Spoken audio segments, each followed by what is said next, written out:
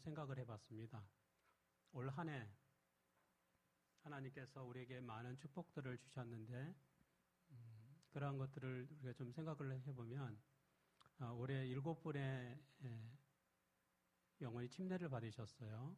우리 양서구, 엄덕례, 이장근, 박효만, 송영숙, 최윤주, 최유리바다. 우리가 가장 많은 침례자가 올해 나왔습니다. 지금까지. 그리고 또 11조를 보니까 우리 영등포에 있을 때보다 우리 2배에서 3배 정도 증가가 됐어요. 또 하나님께 참 감사한 부분이죠. 또 이번에 부가태지에 선교대회에 저희가 부스를 운영하고 참가하면서 또 대청회에 저희 일곱빛 농아인교회 사역을 소개할 수 있는 시간을 갖게 되었고요. 또 특별히 대청회장님인 테드 윌슨 목사님께서 또 저희 부스에 방문하셔서 또 격려하는 그러한 좋은 경험을 저희가 나누게 됐습니다. 올 한 해를 생각해 보면 우리 연초에 우리 식사당번은 못하지만 우리가 설거지라도 하자 해서 우리 농아분들, 농아 2반을 중심으로 해서 우리 2명씩, 3명씩 조를 짜서 설거지 당번을 했는데 우리 다들 너무 열심히 설거지를 잘 해주셔서 우리 식사당번들의 이제 부담이 조금은 감소되는 그러한 일이 있었습니다. 올 한 해 정말 여러분들이 설거지 봉사를 너무 열심히 잘 해주셨어요. 아주 연세가 많으신 분들도 다 팔을 걷어붙이고 열심히 설거지를 하고 또 설거지 안 하고 가만히 앉아있으면 왜 설거지 안 하냐고 막 얘기도 하고 퇴근도 하고 그래서 아주 열심히 참여해 주셔서 감사합니다. 또 우리가 영등포에 있을 때와 전혀 다른 부분이 우리 농아분들의 감사헌금이 폭발적으로 증가했다고 하는 거죠.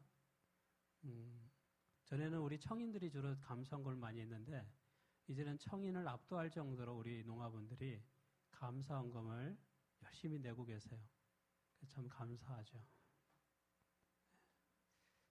또 하나는 오랜 염원이었던 우리 권기동 전도사님이 올해 채용이 되었습니다. 무려 4년 동안 채용이 되지 않았고 시험은 5번을 봤는데 지금 목회자 채용이 어려움이 많습니다. 근데 올해 하나님께서 특별히 은혜를 주셔서 우리 권기동 전도사님이 더 채용되는 그런 축복을 저희가 받았죠. 물론 저희 교회에 과제도 있습니다. 해결해야 될 숙제들을 우리가 발견하게 되죠. 우리 자연적 교회 성장, 우리 설문을 했을 때 가장 낮은 점수가 바로 이 소그룹에 관한 것이었죠. 그래서 우리가 소그룹을 강화해야 될 필요성에 대하여 우리가 확인하게 되었고, 내년도에 그 부분을 어떻게 보완할지, 그리고 우리가 어떻게 건강한 교회를 만들어갈지에 대해서 우리가 함께 고민해야 될 부분들도 여전히 있습니다.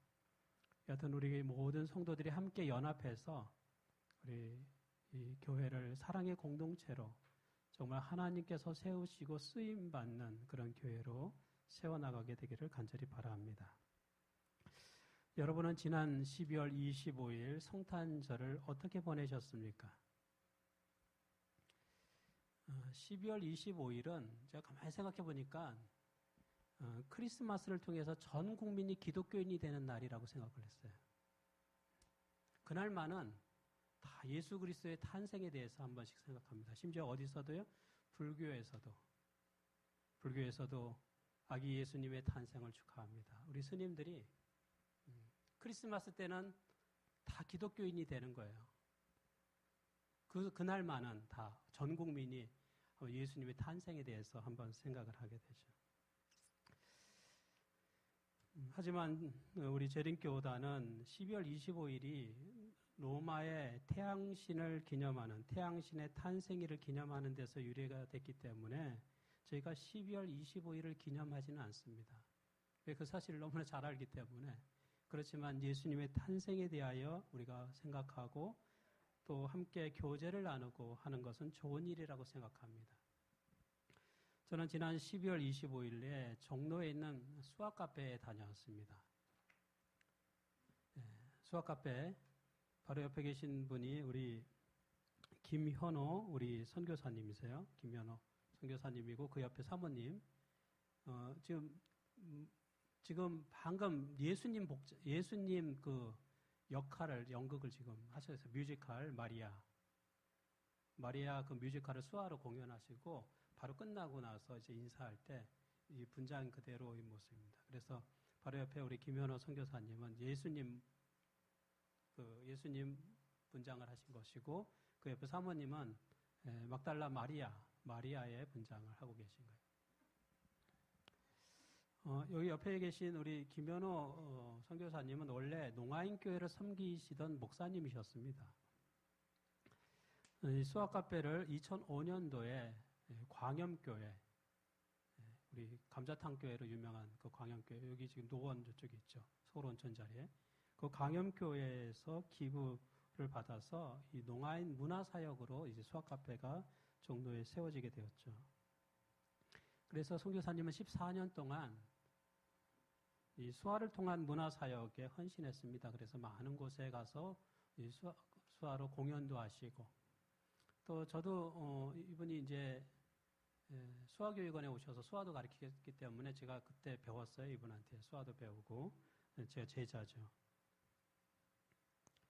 근데 한 가지 안타까운 것이 이제 이 수학 카페가 오래된 그 종래 상가에 오래된 그 건물이 있거든요. 계단을 보면 예전 우리 영등포 때 우리 교회랑 비슷해요. 굉장히 가파르게 이렇게 되어 있습니다. 그러니까 세가 그렇게 비싸지 않겠죠. 거기 3층이니까 사람들이 많이 오는 장소도 아니고. 근데 이제 그 건물이 이제 내년 되면 헐립니다. 헐리고 거기에 새로운 건물이 들어서요. 그래서 지금 이 장소를 빼줘야 돼요. 건물을 빼줘야 되는 상황입니다. 그 내년부터는 여기 이제 새로운 건물이, 이 건물이 헐리고 새로운 건물이 들어서는데 아직 새로운 장소로 옮기는 것이 정해지지 않았어요. 굉장히 비싸죠. 임대료도 비싸고 하기 때문에 아직 새로운 장소를 구하지 못하고 있는 상황입니다. 그래서 이날 성탄절날 했던 공연이 이 수학카페 마지막 공연이 되었어요. 다 알지 않고 이날 그 얘기를 하시더라고요. 그래서 상당히 마음에 부담이 있으시겠다라는 생각을 했습니다. 저는 우리 농아인들을 위한 이러한 수학카페라든지 이러한 공간들이 좀 더 많이 활성화되기를 바라고 또 이것이 다시 문을 열기를 소망합니다. 많은 분들의 재정에 도움이 필요하리라고 생각이 되죠. 여기서 보면 그 농아인들을 위한 그 핸드폰 사용하는 방법, 그 KT에서 와서 강의도 하는 것도 제가 봤고요. 또 여러 개신교회 목사님들이 와서 성경 공부 소그룹 모임도 여기서 많이 진행하는 것을 봤습니다. 전에 보니까 음식 가격도 굉장히 이게 농인하고 청인을 차별해요. 농인은 싸게 파는데 청인은 그냥 일반 가격이에요. 농인은 굉장히 할인해서 팔고 음료도 그렇고 전에 가격표를 보니까 농인분들한테 뭔가 혜택을 주기 위해서 농인들을 위해서 하는 이 수학 카페가 참 어려운 가운데 지금까지 잘 14년 동안 운영이 됐는데 앞으로도 계속 잘 운영이 되기를 바라고 저희 교회 청년회에서도 한번 가서 같이 목사님하고 같이 우리 농아인 수화통역에 대해서 같이 여쭈기도 하고 했던 적이 있습니다. 좀 잘 되기를 바랍니다. 4차 산업이 발전하면 이제는 핸드폰을 통해서 그 음식의 모양과 소리만 듣는 것이 아니라 이제 냄새도 맡을 수 있게 됩니다. 우리가 음식 사진을 핸드폰으로 딱 보면 우리가 그 모양을 볼 수 있죠? 때로는 뭐 조리하는 소리도 들을 수 있어요. 그런데 이 4차 산업이 발달하면 이제 그 음식의 냄새도 맡을 수 있어요. 핸드폰으로. 그렇게 발전하게 됩니다. 저는 성경에서 가장 향기 나는 본문이 바로 마리아가 옥합을 깨뜨려서 예수님 발에 붓는 또 예수님 머리에 붓는 그 장면이라고 생각해요. 그래서 성경을 펼쳐서 이 부분을 읽으면 여기서 이렇게 향기가 나는 것처럼 했으면 좋겠다는 생각이 문득 들었습니다. 우리가 핸드폰 웹으로 성경을 듣는데 이 본문이 나올 때는 그 향기가 전해질 수 있으면 얼마나 좋을까 하는 생각을 합니다. 오늘 성경 본문에 보면 이렇게 시작합니다. 예수께서 베다니 나병 환자 시몬의 집에서 식사하실 때에 한 여자가 매우 값진 향유, 곧 순전한 나드 한 옥합을 가지고 와서 그 옥합을 깨뜨려 예수의 머리에 부으니, 이렇게 기록하고 있습니다. 오늘 성경의 본문에 보면 바리새인 시몬이 잔치를 열었습니다. 그리고 예수님을 초대한 이야기로 시작을 해요. 그는 한때 나병 환자였습니다. 예수님이 고쳐주셨어요. 너무나 감사했습니다. 그래서 예수님을 초대했어요. 이 잔치에 초대했습니다. 그리고 예수님만 초대된 것이 아니라 2달 전에 죽은 지 4일 만에 다시 부활한 나사로도 초대했어요. 나사로가 살던 바로 그 베단이라고 하는 동네였어요. 마르다는 여전히 이 잔치집에서 열심히 일을 했습니다. 그리고 마리아는 예수님을 위한 특별한 선물을 준비합니다. 그런데 이 날을 가만히 계산해 보면 이 날은 예수님께서 호산나 찬양을 들으면서 예루살렘 성으로 입성하기 바로 하루 전날이었어요. 이제 예수님께서 십자가를 지시기까지 6일이 남았습니다. 6일밖에 남지 않았어요. 예수님께서 공생애 가운데 잔치를 받는 마지막 잔치였습니다. 예수님의 공생애 사역의 가장 마지막 부분에 마지막 일주일을 지금 보내는 그 시점에서 예수님께서 시몬의 잔치에 참여하신 것이죠. 나사로는 2달 전에 죽음의 현장에서 살아났습니다. 예수님이 살려주셨어요. 나사로는 살아났지만 예수님은 죽음을 향하여 걸어가고 계시는 것입니다. 죽음을 향해서 십자가를 향해서 예수님은 나아가셨어요. 그래서 마리아는 최고급 향유를 구입해서 예수님의 머리와 발에 붓게 됩니다. 근데 이 마리아의 헌신에 대하여 이것을 방해하고 비난하는 사람이 있었습니다. 성경에 보면 어떤 사람이 화를 내어 서로 말하되 어찌하여 이 향유를 허비하는가? 마리아가 예수님께 귀하고 값진 향유를 부을 때 어떤 사람은 화를 냈어요. 분노했습니다. 그리고 그것을 왜 낭비하느냐고, 허비하느냐고 야단을 쳤어요. 그러면서 그는 그 향유의 가격, 그 가치를 이렇게 얘기합니다. 이 향유를 300데나리온 이상에 팔아 가난한 자들에게 줄 수 있었겠도다 하며 그 여자를 책망하느니라. 아까는 화를 내고 이제는 그 여자를 책망하고 있습니다. 300데나리온이라고 하는 것은 노동자의 1년치 연봉에 해당하는 것이죠. 1년 동안 열심히 일하고 그 돈을 한 푼도 쓰지 않고 숨만 쉬고 살면서 그 돈을 저축하면 모을 수 있는 돈이에요. 보통 이스라엘 사람들은 감람유에다가 향신료를 섞어서 향유를 만들었어요. 이게 보통 흔한 감람유, 올리브유죠. 네. 그것이 흔한 향유였어요. 그런데 마리아가 예수님께 드린 것은 이것은 흔하게 구입할 수 있는 것이 아니었습니다. 아주 값비싼 명품 향유였어요. 이 나드 향유는 히말라야 산맥 고지에서 자생하는 그 식물의 뿌리에서 추출하는 거예요. 구하기도 어렵고 또 가격도 아주 비쌌습니다. 유다는 마리아를 비난하면서 이 향유가 300데나리온 이상의 가치가 있다라고 얘기하고 있어요. 그런데 마리아가 이 비싼 향유를 어떻게 쓰고 있습니까? 이 조금만 붓는 것도 아니고 이 귀하니까 한 방울만 딱 찍는 것도 아니고 그걸 어떻게 써요? 아낌없이 남김없이 들어붓는 것이에요. 예수님께. 제가 옛날에 비빔밥을 비벼 먹는데 참기름을 많이 부었다고 어머니한테 혼난 적이 있는데 그 귀한 거를 많이 붓는다고 좀 아껴야 되는데 이거 마리아는 이 귀하고 값진 향유를 들여붓는 것입니다. 예수님의 제자들은 이제 일주일 후면 어떤 일이 벌어질지를 전혀 몰랐어요. 그러나 마리아는 어렴풋이 이것이 예수님의 마지막 발걸음일 수도 있을 것이다 라고 하는 생각을 하게 되었습니다. 그래서 그녀는 남김없이 아낌없이 이 값비싼 나드 향료를 예수님의 발에 들이부었습니다.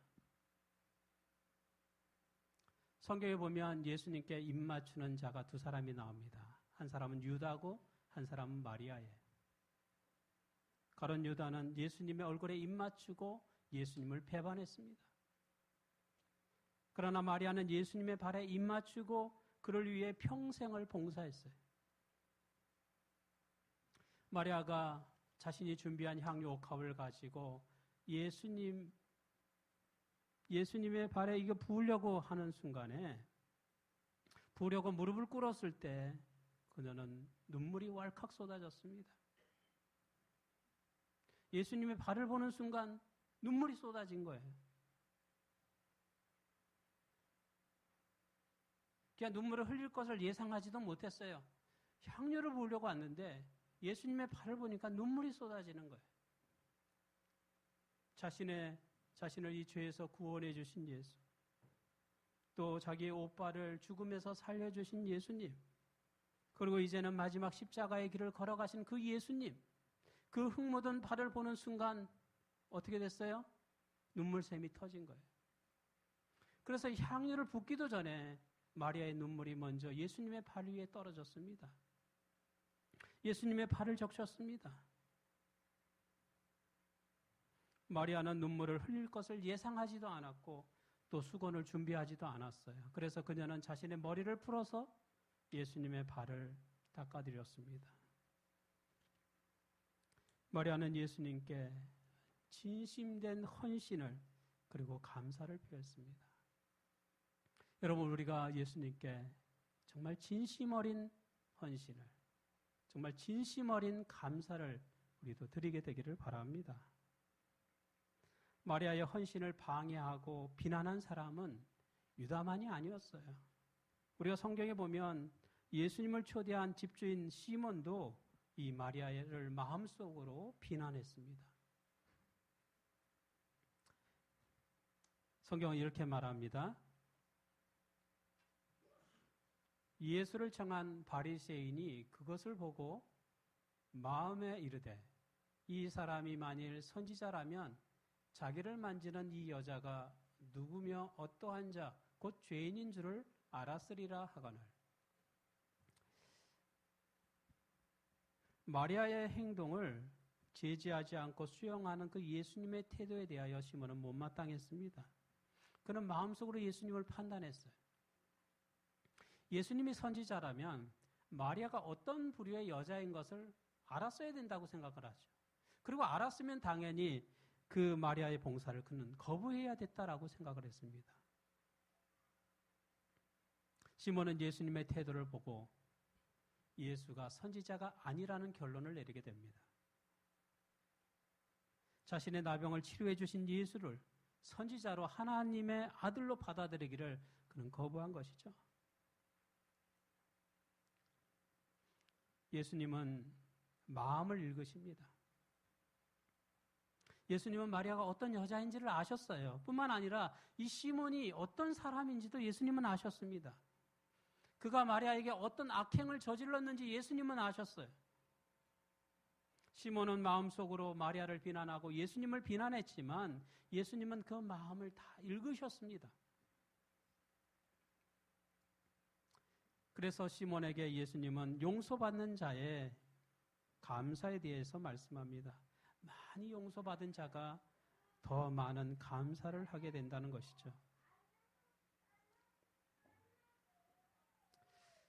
우리가 예수님께 감사하지 않는다. 감사가 부족한 이유는 무엇일까? 우리 마음속의 시몬처럼 여전히 우리가 정말 예수님으로부터 많이 용서받은 죄인이라고 하는 사실을 우리가 깨닫지 못하고 있는 것이죠.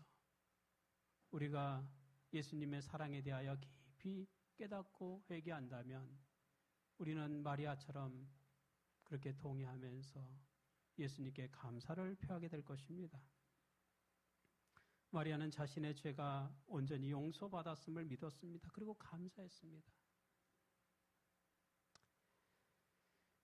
유다의 비난과 시몬의 비난을 보면서 예수님은 어떻게 하셨습니까? 책망을 받고 있는, 또 비난을 받고 있는 그 마리아를 보면서 예수님은 어떻게 하셨죠? 예수님께서는 가만히 있지 않으셨어요. 마리아의 선행이 더 이상 매도당하는 것을 예수님은 참아보지 못하셨습니다. 그래서 예수님께서 이렇게 말씀하시죠. 예수께서 이르시되 가만두라. 너희가 어찌하여 그를 괴롭게 하느냐? 그가 내게 좋은 일을 하였느니라. 예수님은 마리아가 어떤 일을 했다고 그랬어요? 좋은 일이에요? 나쁜 일이에요? 예수님께서는 마리아가 좋은 일을 했다고 얘기합니다. 좋은 일을 하는데 비난을 받고 저항을 받고 책망을 받는 것이죠. 이것은 어떻게 보면 우리 그리스도인들이 세상에 복음을 전하면서 당하는 어려움과도 같습니다. 복음을 전하는 것은 좋은 일이고 복음 자체, 그 말뜻 자체가 기쁜 소식인데 세상은, 사단은 이것을 비난합니다. 방해합니다. 그리고 핍박합니다. 마리아는 이러한 비난에도 불구하고 예수님께 좋은 일을 했습니다. 그래서 예수님께서는 이 마리아의 헌신이 복음이 전파되는 곳마다 기억될 것이다 라고 말씀했어요. 여러분, 우리가 마리아의 특징에 대해 지난주에 살펴봤지만 마리아는 어떤 여인이었어요? 말씀을 사모하는 여인이었어요. 그래서 그녀는 아무도 하지 않은 일을 했어요. 그리고 예수님의 제자들보다 예수님께서 앞으로 어떤 사역을 하실지에 대하여 더 많은 분별력을 가졌습니다. 아무도 하지 않는 일. 예수님께서 이렇게 말씀하시죠. 그는 힘을 다하여 내 몸에 향유를 부어 내 장례를 미리 준비하였느니라. 예수님의 장례식을 미리 준비한 거예요. 마리아 자신도 몰랐을 거예요. 근데 시간이 지나고 나서 예수님께서 십자가에 못 박혀 돌아가시고 부활하시고 승천하시고 그 이후의 사역들을 보니까 내가 그때 정말 마음이 감동해서 나의 모든 재산을 털어서 가장 귀하고 값진 향유를 부었는데 그것이 예수님께 드리는 정말 마지막 향유였구나라고 하는 것을 나중에는 알게 된 것이죠. 마리아의 헌신은 남몰래 이루어진 것이었습니다. 마리아는 향유를 보면서 이것이 사람들의 주목을 받기를 원하지 않았어요. 그냥 자신과 예수님과의 관계 속에서 자신의 그 감사를 표하고 싶었을 뿐이에요. 그리고 자신의 모든 것을 정말 바쳐서라도 예수님께 그 감사를 드리고 싶었습니다. 이건 다른 사람의 주목을 받기 위한 일이 아니었어요. 그래서 사람들 모르게 남모르게 다가가서 예수님의 발에 향유를 부었던 것이죠. 그런데 어떻게 돼요? 남몰래 한 일이지만 결국에 잔치에 참여한 사람이 알았습니까? 몰랐습니까? 잔치에 참석한 모든 사람이 알았어요. 왜 그래요? 그 향기 때문에 그랬죠. 향기는 감추려고 해도 감출 수가 없어요. 여러분이 그리스도를 위하여 헌신하고 봉사하는 그 선행이 은밀하게 남모르게 하는 것이고 그걸 감추려고 하지만 감출 수가 없습니다. 나중엔 다 드러나게 돼 있어요. 여러분이 행하는 악행이 감추려고 애를 쓰지만 감출 수가 없어요. 다 드러나게 돼요. 여러분 요즘에 TV를 보세요. 방송을 보세요. 감출 수 있어요? 없어요? 은밀하게 진행된 많은 일들이 백일하에 다 드러나잖아요. 또한 진리는 감출 수가 없습니다. 저는 그것을 믿습니다. 진리는 감춘다고 감춰지는 게 아니에요. 비난하고 매도한다라고 해서 진리가 바뀌는 게 아니에요. 여러분, 우리 재림교회는 진리교회입니다. 이 세상에 많은 종교들이 있고 많은 교회들이 있지만 재림교회는 성경을 기초로 한 정말 성경의 기초 위에 세워진 교회예요. 많은 사람들이 이 교회를 비난한다 할지라도 또 이 교회 안에서 이 교회를 어지럽히는 많은 사람이 생긴다 할지라도 이 교회 진리가 바뀌지 않아요. 진리는 감춘다고 해서 숨겨지는 게 아니에요. 다 드러나게 되어 있습니다. 향기는 감춘다고 해서 감춰지는 게 아니에요. 마리아는 감추고 싶었어요. 예수님하고 자신과의 관계 속에서만 이 일이 이루어지기를 소망했어요. 그런데 그 값비싼 아주 향유를 붓자마자 그 향기가 그 시몬의 잔치집을 온통 뒤덮은 거예요. 그 향기 나는 곳을 사람들이 다 쳐다볼 수밖에 없는 거죠. 도대체 이렇게 아름다운 향기가 어디서 나는가 보니까 마리아가 예수님께 향유를 붓고 있는 것입니다. 나드 향유, 이 최고 비싼, 정말 값비싼 향유가 부어진 이 예수님의 이 발은 어디를 가든지 그 향기가 계속해서 풍겨났어요. 예수님이 동쪽으로 가든 서쪽으로 가든지 또는 문 쪽으로 걸어가셔도 여전히 예수님이 가는 곳마다 그 나드의 향기가 풍겨져 나왔습니다. 사실 예수님의 사역 자체는 향기 나는 사역이었어요. 슬픔과 아픔이 있는 마을은 예수님이 지나가시면 그 마을에 기쁨과 즐거움이 가득한 마을이 되었습니다. 그들은 치료를 받았고 나음을 받았습니다.